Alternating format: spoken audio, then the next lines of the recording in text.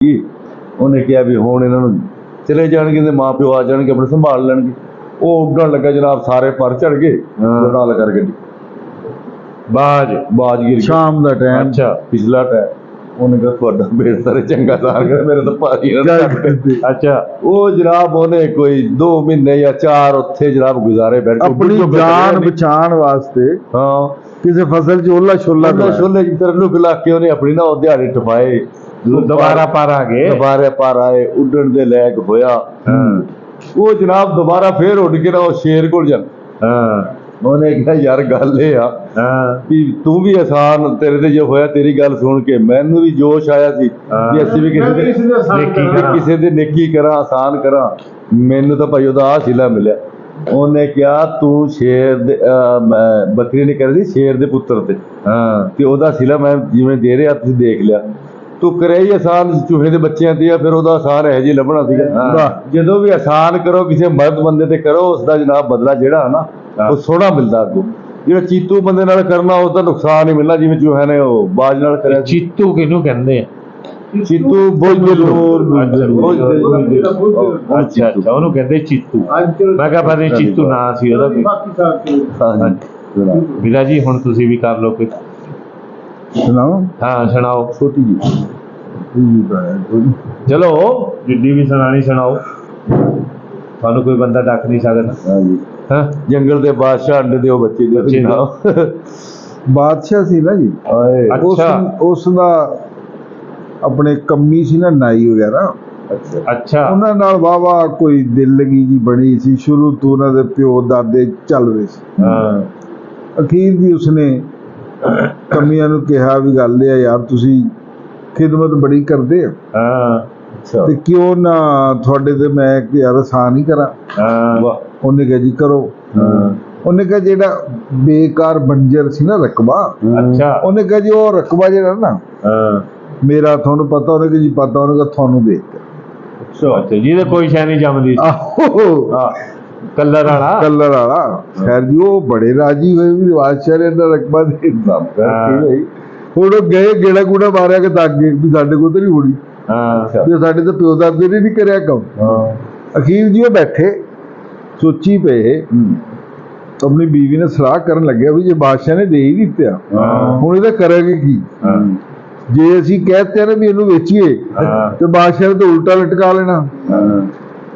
ਉਸ ਤੋਂ ਬਾਅਦ ਹੀ ਖੈਰ ਉਹਨਾਂ ਨੇ ਕੀ ਕਰਿਆ ਵੀ ਬਾਦਸ਼ਾਹ ਨੂੰ ਜੇ ਕਹੀਏ ਤੇ ਬਾਦਸ਼ਾਹ ਪਹੁੰਚ ਢਿੱਕ ਦੇਵੇ ਵੀ ਚੰਗਾ ਤੁਹਾਨੂੰ ਦਿੱਤਾ ਉਹਨੂੰ ਤੇ ਬੀਜੇ ਨੂੰ ਕਰੋ ਖਾਓ। ਅਖੀਰ ਜੀ ਚੋਰ ਆ ਗਿਆ ਜਦੋਂ ਉਹਦੇ ਘਰ। ਅੱਛਾ, ਚੋਰ ਆਇਆ ਜੀ। ਚੋਰ ਨੇ ਮਸਨ ਦੇਖਿਆ ਤੇ ਉਹ ਬੰਦਾ ਸੁੱਤਾ ਹੈ ਤੇ ਔਰਤ ਜਾਗ ਰਹੀ। ਉਸ ਤੋਂ ਬਾਅਦ ਉਹਨੂੰ ਕਿਆ ਲੱਭਿਆ? ਕੱਖ ਵੀ ਨਹੀਂ। ਗਰੀਬ ਬੰਦੇ ਸੀ ਉਹ। ਉਸ ਤੋਂ ਬਾਅਦ ਜੀ ਉਹ ਚਲਾ ਗਿਆ ਤੇ ਦੂਸਰਾ ਚੋਰ ਦੂਸਰੀ ਸਾਈਡ ਤੇ ਚਲਾ ਗਿਆ। ਦੇਖ ਦਖਈਆ ਹੋਇਆ ਕਰ ਚਲੇ। ਤੇ ਉਹ ਕਹਿਣ ਲੱਗੇ ਵੀ ਇਹਨਾਂ ਦੇ ਕੋਈ ਨਾ ਕੋਈ ਸ਼ੈ ਹੈ। ਘਰੇ ਸਾਰੇ ਜਾਣ ਕੇ ਮਕਸਦ ਸਾਡੇ ਨਾਲ ਮਛਲੇ ਬਣੇ ਤੇ ਜਾਗਦੇ ਰਹਿੰਦੇ ਆ, ਤਾਂ ਕਰਕੇ ਵੀ ਆਪਣਾ ਕੋਈ ਚੱਕ ਨਾ ਲੈ ਜੇ, ਕੋਈ ਚੀਜ਼ ਨਾ ਚੱਕ ਕੱਢ ਲਵੇ। ਅਖੀਰ ਕੁਦਰਤ ਲਈ ਐਸਾ ਚੱਕਰ ਬਣਿਆ ਇੱਕ ਦਿਨ ਜੀ ਨਾ, ਹੁਣ ਉਹ ਆਪਣੇ ਜਿਹੜੀ ਉਹ ਬਣਾ ਹੈ ਸੀ ਨਾ ਨੈਣ, ਉਹ ਆਪਣੇ ਨਾਲ ਸੀ ਨਾ ਕਮਰੇ ਦੇ ਅਲਮਾਰੀ, ਉੱਥੇ ਅਲਮਾਰੀ ਤੇ ਕੋਲ ਬੈਠ ਗਈ। ਗੱਲਬਾਤ। ਅੱਛਾ, ਉਦਾਂ ਤਾਂ ਉਹ ਗਰੀਬ ਆ। ਉਦਾਂ ਉਹਨਾਂ ਦੇ ਕਮਰਿਆਂ 'ਚ ਅਲਮਾਰੀਆਂ ਵੀ ਬਣੀਆਂ ਯਾਰ, ਅਲਮਾਰੀਆਂ ਤਾਕੀਆਂ ਤੁਕੀਆਂ। ਅੱਛਾ, ਤਾਕੀ ਕਹਿਣਾ ਹਵਾਲੀ।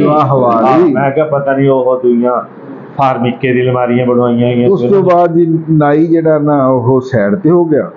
ਉਹ ਉੱਥੇ ਬੈਠੀ, ਉਹ ਚੋਰ ਨਾ ਆ ਕੇ ਤਾਕੀ ਦੇ ਕੋਲ ਖੜ ਕੇ ਸੁਣਨ ਲੱਗ ਗਿਆ ਗੱਲਾਂ। ਉਹਨੇ ਕਿਹਾ ਵੀ ਗੱਲ ਇਹ ਕੋਈ ਗੱਲ ਤਾਂ ਕਰਨਗੇ ਨਾ, ਕੋਈ ਮੌਕਾ ਮਿਲੇਗਾ। ਅੱਛਾ, ਉਸਨੇ ਜੀ ਆਪਣਾ ਉਸ ਤਰ੍ਹਾਂ ਚੱਕਿਆ, ਹੱਥ ਜੀ ਕਰ ਲਿਆ। ਨਾਈ ਜਿਸਲੇ ਆਪਣਾ ਗੱਲਬਾਤ ਉਹ ਚੋਰ ਦੀ ਦੇਖਣ ਲੱਗੇ ਨਾ, ਚੋਰ ਦਾ ਜੀ ਨੱਕ ਅੱਗੇ ਕਰਨ ਨੂੰ ਮਸਨ ਆਇਆ, ਗੱਲਬਾਤ ਚੁੱਪ ਕਰਕੇ ਨੱਕ ਲਾ ਲਿਆ। ਅੱਛਾ, ਚੋਰ ਦਾ ਨੱਕ ਲਾ ਕੇ ਰੱਖ ਲਿਆ। ਡੱਬਾ ਡੁੱਬਾ ਆਇਆ ਸੀ ਉਹਦੇ ਚ, ਉਹਦਾ ਤਕਲੀਫ ਹੀ ਬਹੁਤ ਹੋਈ, ਭੱਜ ਗਿਆ। ਉਹਨੇ ਕਿਹਾ ਮੇਰੇ ਨਾਲ ਕੀ ਹੋਇਆ? ਅਖੀਰ ਜੀ ਦੂਸਰਾ ਆਇਆ, ਦੂਸਰੇ ਦਾ ਵੀ ਲਾ ਲਿਆ, ਤੀਸਰਾ ਆਇਆ, ਤੀਸਰੇ ਦਾ ਵੀ ਲਾ ਸਾਰਿਆਂ ਨੇ ਨੱਕ ਹੀ ਲਾਏ। ਨੱਕ ਹੀ ਲਾਏ, ਕਿਉਂਕਿ ਉੱਥੇ ਲਮਾਰੀ 'ਚ ਹੋਰ ਦਰਵਾਜ਼ਾ ਨਹੀਂ ਨਾ ਸੀ ਕਿਸੇ ਪਾਸੇ ਅੰਦਰ ਵੜਨ ਦਾ। ਨੱਕ ਹੀ ਨਹੀਂ ਕਰਕੇ ਸੁਣ ਰਹੇ ਸੀ, ਦੇਖ ਰਹੇ ਸੀ। ਉਹ ਚੁੱਪ ਕਰ। ਇਹ ਤਾਂ ਦੱਸ ਮੈਨੂੰ, ਹਾਂ, ਸੁਣਿਆ ਕੰਨਾਂ ਨਾਲ ਜਾਂਦਾ ਕਿ ਨੱਕ ਨਾਲ ਜਾਂਦਾ? ਸੁਣਿਆ ਨਹੀਂ ਜਾਂਦਾ। ਆਖਰ ਮੂੰਹ ਤੱਕ ਅੱਗੇ ਕਰ, ਲੈ ਰਹੇ ਸੀ, ਐਂ ਕਹਿ ਨਹੀਂ ਮੁਸ਼ਕਿਲ ਆ ਲੋ ਜਾਂ ਅਕਸਰ ਮੂੰਹ ਤੱਕ ਅੱਗੇ ਕਰਿਆ ਨਾ। ਮੂੰਹ ਦੇ ਵਿੱਚ ਕੰਨ ਨਹੀਂ ਵੱਢ ਸਕਦਾ ਸੀ।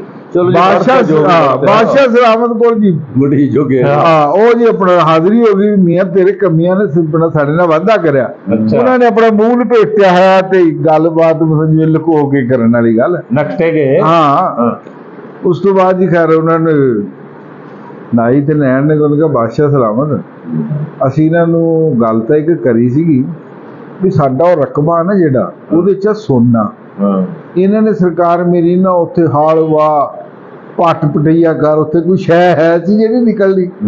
ਅਖੀਰ ਇਹ ਸਾਰੇ ਸੋਚਦੇ ਰਹੇ ਵੀ ਸੋਨਾ ਇਹਦੇ ਘਰ ਪਿਆ। ਅੱਛਾ, ਅਸੀਂ ਆਪਣਾ ਨੇ ਝਾੜਦੇ ਹੋ ਗਏ ਵੀ ਇਹ ਸਾਨੂੰ ਇਹ ਪੈਣਗੇ। ਅਖੀਰ ਦੀ ਲੜਾਈ ਨੂੰ ਵੀ ਤੂੰ ਬਚਣ ਵਾਸਤੇ ਇਹਨਾਂ ਦੇ ਨੱਕ, ਉਹ ਕਹਿਣ ਲੱਗੇ ਲੈ ਨੱਕ ਕੱਟਤੇ। ਉਸ ਤੋਂ ਬਾਅਦ ਉਹਨਾਂ ਨੂੰ ਕਹਿਣ ਲੱਗੇ ਦਰਵਾਜ਼ਾ ਜਿਹੜਾ ਨਾ ਖੋਲ ਲੋ। ਉਹਨਾਂ ਨੂੰ ਅਲਮਾਰੀ ਜੀ ਖੋਲੀ ਸੀਗੀ, ਉਹ ਨੱਕ ਨੂੰ ਕੱਟਣ ਵਾਲੀ ਸਾਰੀ ਗੱਲਬਾਤ, ਡੱਬੇ ਡੁੱਬੇ ਵਾਲੀ ਕਹਾਣੀ। ਅਖੀਰ ਜੀ ਸਾਹਮਣੇ ਬਾਦਸ਼ਾਹ ਨੂੰ ਕਹਿਣ ਲੱਗੇ ਜੀ ਆ ਇਹਨਾਂ ਦੇ ਨੱਕ ਆ। ਅੱਛਾ, ਇਹ ਚੋਰ ਹੈ ਕਿ ਨਹੀਂ ਹੈ? ਇਹ ਐਵੇਂ ਚੌਧਰੀ ਬਣਨ ਵਾਲੀ ਗੱਲ ਬਣਨ ਲੱਗੇ। ਇਹ ਤਾਂ ਸਾਡੇ ਨਾਲ ਬੜੀ ਜ਼ਿਆਦਤੀ ਕਰਨ ਲੱਗੇ ਜੀ, ਜ਼ਮੀਨ ਵੀ ਜਿਵੇਂ ਤੇਰੀ ਦਿੱਤੀ ਕਬਜ਼ਾ ਕਰ ਲਈਏ। ਇਹ ਤਾਂ ਅਸੀਂ ਇਸੇ ਕਰਕੇ ਸਬੂਤ ਰੱਖੇ। ਬਾਦਸ਼ਾਹ ਸਲਾਮ ਮਾਰੇ ਦੋ ਰਿਸ਼ਤੇ ਭਜਾਤੇ। ਕਿਹਦੇ? ਉਹ ਯਾਰ ਜਿਹਦੇ ਦੇ ਨੱਕ ਕੋਈ ਨਹੀਂ ਸੀ, ਨਕਟਿਆਂ ਦੇ। ਨਕਟਿਆਂ ਦੇ। ਉਹਨਾਂ ਨੂੰ ਕਹਿੰਦੇ ਵੀ ਆਪਣੇ ਨੱਕ ਹੀ ਲਈ ਸਵਾਈ ਜਾਂਦੇ ਸਵਾ ਲਓ। ਅੱਛਾ, ਹਾਂ। ਉਸ ਤੋਂ ਬਾਅਦ ਜੀ ਆਪਣੇ ਨਾਮ ਉਹਨਾਂ ਫਿਰ ਕਿਹਾ ਕਿਸੇ ਨੇ ਕਹਿਣਾ ਸੀ ਵੀ ਇਹ ਤਾਂ ਨੱਕ ਵੱਢ ਦੇ। इसी के साथ आज की मजदूरी यहीं खत्म करते हैं। अगर तुम्हें वीडियो पसंद आई तो लाइक मारो यार। मुझे नहीं पता, मुझे 2 मिलियन लाइक्स चाहिए, कैसे ना कैसे करके मुझे चाहिए। इतना झिला मैं कभी नहीं होऊंगा अपनी पूरी जिंदगी में जितना इसमें झिलाऊं। मुझे चाहिए ही चाहिए, तो लाइक मारो। और अगर तुम लोग नए हो तो सब्सक्राइब करो। वो जो लाल वाला बटन है उस पर फूट फेंक के मारो या फिर मोमबत्ती, मुझे नहीं पता, बस क्लिक हो जाना चाहिए। अब मैं भी जा रहा हूं, मुझे पैसों